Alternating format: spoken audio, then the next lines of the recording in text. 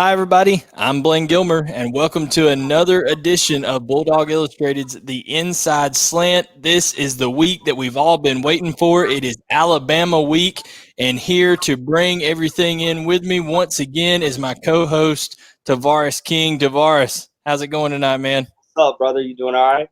Doing good. Better than I deserve, that's for sure. Better than I deserve. Heard But that. man, we got a treat on our hands this week. Number 2 and number 3 in Tuscaloosa. But first, before we get into any of that, Georgia had another dominating performance. Dominated against Auburn. And then, of course, coming into Tennessee, a lot of questions. Could Georgia's defense hold up against that offensive front that had been so much talked about Tennessee? Well, I think that was answered with that negative 1 yard rushing that they were held to. What were your thoughts on the Tennessee game as a whole? Man, I thought we came out. I thought we came out executing well on defensively. Obviously, that defense, dude. I wrote a tweet about it. I said I think this is probably the best defense I've ever seen. They just fly around the ball so well.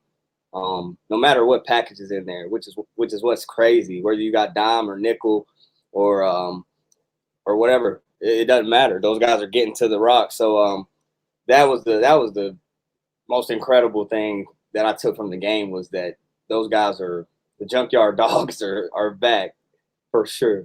Oh, absolutely. I was watching the game with my dad, and I turned to him and asked him. I said, when's the last time you've seen a Georgia defense look this dominant? And he said, probably the 1980s. He said the junkyard dog days. He goes that 2017 defense was good, but he said this one just doesn't, like, they fight to not give up a single yard. So they just rally to the ball and they tackle so well. So hopefully we can keep that up this week. Like you said, big week for us. Got some monsters over there on that Alabama offense. We'll get to that, but yeah, man, it's a big week for sure. What do you think about before we get into our Dawg Bone helmet stickers for players of the game? What do you think about the Georgia offense as a whole? Man, we started off a little ugly there at the beginning, snap over the head, but it happens, man. We bounced back. Man, I was excited to see my man Jermaine Burton emerge, get some plays in there. Kiarius did his thing, obviously. 22 is a monster. Oh, my goodness. I think he's a beast, as well as Kenny Mack. He played well. And Stetson, like I said last week, cool Stetson. Absolutely. He was just cool as can be. He is who we think he is.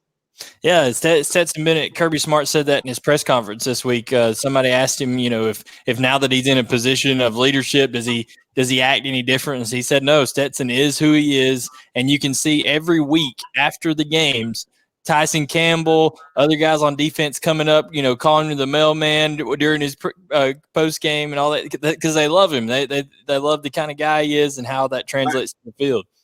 That's huge, man. The type of person he is shows. It shows. You can see the gravitational pull of who he is from his teammates. It's awesome. Absolutely. So let's get right into it on our Dawg Bone helmet stickers. Players of the game. Who's you giving it to on the defensive side? Your Dawg Bone helmet sticker. Man, my man Azeez Ojulari. 13, big 13, man. He just always finds a way to wreak havoc. He finds a way to wreak havoc, and he's always around the ball, and he's always going for the ball, which is awesome. I hadn't seen nobody do that since my man the Honey Badger, and we've got a few guys going after the rock on our defense. So it's exciting to see. So Azeez Ojulari gets my Dawg Bone this week. Absolutely, and I'll go with the offensive one real quick. You mentioned him earlier. You affectionately referred to him just as 22 because, man, that's what it's kind of getting known as. You see 22 in the game, Kendall Milton, man, and the guy is running with, it almost seems reckless abandon. I mean, he is getting downhill in a hurry, and guys bounce off of him, similar to what Chubb used to do.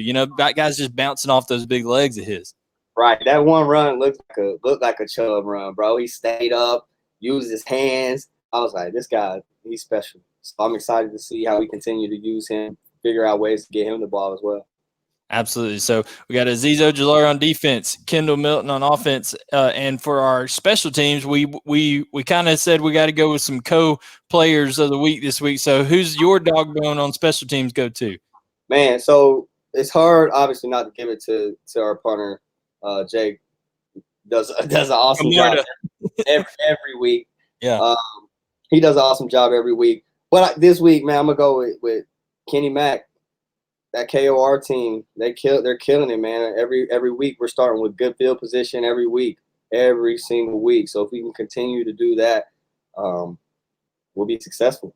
Yeah, and that's a big shot in the arm, especially, after you give up a score. You don't want to be doing KOR a lot, but when you do and you can turn the momentum like that, that's really great. And another player, the one that I'm going to give it to, the special teams player of the week that gets the dog bone is Kearis Jackson. You mentioned him earlier, kind of helping, Stetson out being the leading receiver, but people don't realize how many yards he saved in the field position he saved us. It was a little scary at times. Those punts kind of one hopping, almost like a shortstop getting a short hop. But man, he was able to handle them, because if they don't, those things go 20, 30 yards behind him, and you're starting back deep in a hole. So that's just an experienced, trustworthy player back there. So those are our dog bones this week. And real quick, we're going to talk about Tavarres' company right here, Rowdy Wellness. The purpose of Rowdy Wellness is to provide the knowledge of alternative medicines to decrease the use and misuse of opioids. Today's opioid epidemic, along with its many other applications, provide a compelling rationale for further education and research on CBD to better understand its therapeutic potentials. They serve to educate, give the highest quality products, and they're peer reviewed and all their stuff, the best market research out there. So rowdywellness.com is where you can catch all this out. TK and company over there doing some good things with Rowdy Wellness. All right, TK. So now that we've reviewed the Tennessee game, here it is, Alabama, what everybody's been waiting on. It seems like this is the one that's been circled ever since everybody knew that Georgia's matchup in the West would be Alabama. Obviously everybody knows what this one means. Just talking general, you've played in a Georgia-Alabama game. You've obviously experienced some now after your playing days, like we all have. What does this Georgia-Alabama matchup mean? Well, it's huge. I think it's huge for us. It's definitely a statement game for us. Kind of hadn't got over that hump. So I think it's a statement game for us, definitely. For them, I think it's a game that they're kind of viewing to get themselves back on track, and we can't allow it. We can't allow it. And I played in this game, and it means so much. It means so much. Obviously, I played in the SEC championship against them, so it meant a lot more. But man, just that university and our university got it out for each other. Absolutely. There's no love lost there, it seems like. So, just going right into it, what are some Alabama players to watch? Who are you going to kind of keep your eye on if you're giving the Georgia faithful out there a scouting report for Alabama? Well, obviously the speedy man, Jalen Waddle. We got to find a way to keep eyes on him. I like their number 6. I think it's John Mechie. I think he's real special. They're finding ways to get him the ball. So yeah, we got to find ways to shut those guys down, as well as Najee Harris. Obviously, he's a tough tackle. So we got our work cut out for us defensively, but this matchup is cut out for it, right? It's the perfect matchup. Absolutely, and the rosters, are not that dissimilar in the talent level now. Kirby is recruited at an extremely high level at Georgia, so that talent disparity that may have been there, that's kind of evened out now. A player, of course, that I think needs to be watched, and I think is going to be big for Alabama in this game, because they were so maligned on defense, and everybody's talking about what's wrong with Alabama's defense. I think Dylan Moses, at that inside linebacker position, I mean, he's a veteran guy. He's probably going to help Saban kind of rally the troops this week. So, a lot of people are under the misconception, they gave up 265 yards rushing. Georgia's going to run right down. I mean, Dylan Moses and them are going to come in there with some pride. They did miss 38 tackles against Ole Miss. 38 missed tackles. So that's something that's going to be changed. But like you said, Najee Harris, I think that's the big key. I know they're explosive down the field, like you said, with Waddle, Michi, Forrestall, the big tight end. I know they've got a bunch of those guys, but the key for Georgia is going to be corralling Najee Harris, not letting him get rolling. For sure. And then we'll take our chances. Georgia's going to play man-to-man coverage. It's not like they're going to drop into a zone because they're scared of Waddle's speed. Right. No. We're going to do what we do. I think Mac Jones hasn't seen anything like he's going to see on Saturday as well. He's going to have guys coming from the secondary at him. He's going to have guys coming off the edge at him, right up the middle. So they're going to get there fast. So he hasn't seen anything like that. So I'm excited to see how our defense and their offense match up on Saturday for sure. Oh, absolutely. So if you had to pick, one little matchup that you're most excited about, two players facing off, who would you say that'd be? I know you talked about Michi and you talked about Waddle, but who are you excited about maybe seeing cover those guys, or what is the best matchup for you inside the game? Probably Eric Stokes. It'll be a committee. It'll be win by committee for sure because there's too many of them. There's too many weapons out there. So it'll be a win by committee. But Eric Stokes on Waddle, on Michi will be big. My man 3 will be big on those guys as well. So that cornerback receiver matchup this week will be huge. Yeah, and obviously Jalen Waddle is one of the fastest players in the entire country, but people forget Tyson Campbell and Eric Stokes are both 4.3 guys. I mean, they can absolutely fly. You can run. Absolutely.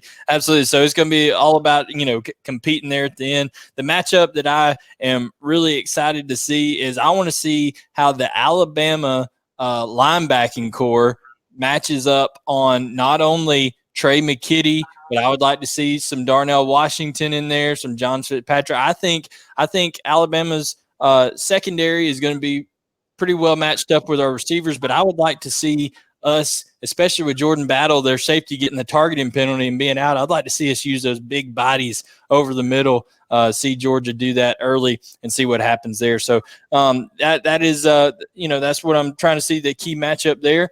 And we're going to get another quick word right here. This is Tavarres King's company, Rowdy Wellness. You can go see them over on rowdywellness.com. Guys, they're all about educating people. The purpose is to provide knowledge on alternative medicine to decrease the use of and misuse of opioids. It's an epidemic in our society today. And CBD oil, they got balms, they've got all kinds of different products over there. So go check them out. Guys, they give a compelling rationale for further education and research on CBD, therapeutics, all of those things. So go check them out over on rowdywellness.com. All right, TK. So finally, before we get into our predictions for the Georgia-Alabama game, we're going to take a little trip around the SEC here and go rapid fire and just tell me who you think is going to win. We don't have to get into scores and stuff, but just kind of who you think's rolling right now. So first one we got is Auburn visiting South Carolina. Remember, Auburn's win was a little controversial this week. Yeah, I know. South Carolina. I'm taking South Carolina. Coach Bobo. Get it done. Bobo at home. All right, he's going. I'm gonna take South Carolina as well. I just do not think Auburn is playing a good brand of ball this week. I think they got a little friendly bounce there at home against Arkansas, so I'm gonna take South Carolina. Kentucky visiting Tennessee. Who you got? I'm gonna take at Tennessee. I'm taking Kentucky though. Really going into Neyland. Let's go get them. I got you. So I'm going to take Tennessee to bounce back. I do think they showed that they're write that one down. You're going against me. I'm writing that one down. Writing it down. I do think they're going to bounce back a little bit. They showed that they can do some good things, but they're going to have to run the ball better, of course, and maybe they'll get to do that against Kentucky. So the next one, two teams who they're both 1-2, but you can argue they're playing really good ball. Ole Miss at Arkansas. That's going to be a good game. Like a really good game. Man. Lane Kiffin's got that offense going crazy. I'm going Ole Miss. The Lane train. You're going offense, going Ole Miss. I'm going to say as well, I think Ole Miss goes in there and wins just because I think Felipe Franks and them, they're competing their tails off for Sam Pittman. I think Sam Pittman's doing a great job getting Arkansas to be a respectful team at this point. But going to go with, I'm going to say Ole Miss rolls in there. The Lane train rolls over Arkansas. So now, the LSU and Florida game, who knows if it's going to happen. Florida had to suspend all their activities this week because of COVID. So we don't know. There will be 9 million points scored in that game when it does take place because neither one is playing a lick of defense. But if that game happens, what do you think in LSU and Florida? Jeez. Man.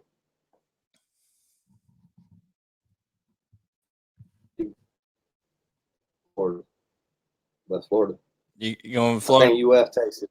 Yeah. I get it. Ugh, I don't even want to say that, though. Don't want to say it. Well, in terms of Florida and LSU, I think both of them are terrible. Just absolutely terrible on defense.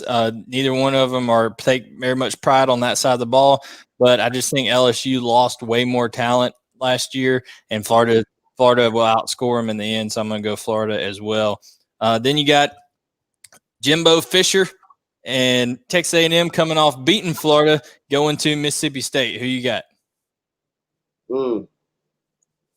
TAMU. Yeah. I think they proved they were kind of a complete team against Florida. I mean, they gave up a lot of points too, but that Florida offense is good. I mean, it's a very explosive offense. Yeah, they them and Ole Miss kind of remind me of each other a little.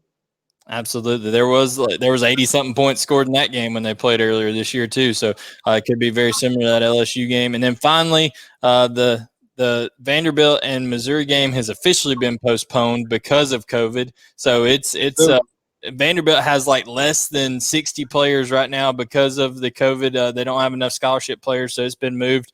But if they do get to play eventually, who do you like in that one? Mizzou. Coming off the LSU win. I think so too. It's at Mizzou. Eli Dershowitz is the head coach over there. He described himself in a Paul Feinbaum interview. He said, not bad for a dorky white guy beating LSU. So, he certainly, is kind of comfortable with the image everybody's got of him and the glasses and all that kind of stuff. So trying to get things turned around. So here we go with the Georgia-Alabama game. It is at 8 o'clock. CBS takes its one primetime game night option for the big matchup in Tuscaloosa. You've got Mac Jones, Jalen Waddle, all those guys going up against that vaunted Georgia defense. TK, what's the score prediction in T-Town? Well, I mean, they score a lot of points. About 50-something. We score about 30-something. Let me do my math here, my Vegas math. I'm going to say 27-24. It's a close one. Dogs. 27-24 Dogs. Okay. And I am going to say I agree with you in terms of you got to hold Alabama under 30. I think that's the magic number for Georgia. If they can hold them under 30, I think it's going to be really hard for anyone to score 30 points on Georgia's defense this year. I really think they're that good. Even though Alabama has a tremendous offense, I don't think Mac Jones is going to be able to escape like some of these other quarterbacks have been able to escape. Bo Nix is more mobile. Jarrett Garantano is more mobile. I'm going to go with Georgia to win on a Jack Podlesny field goal at the end, 31-28, Georgia. Well, I hope not. My heart going to be racing. I don't need that. 31.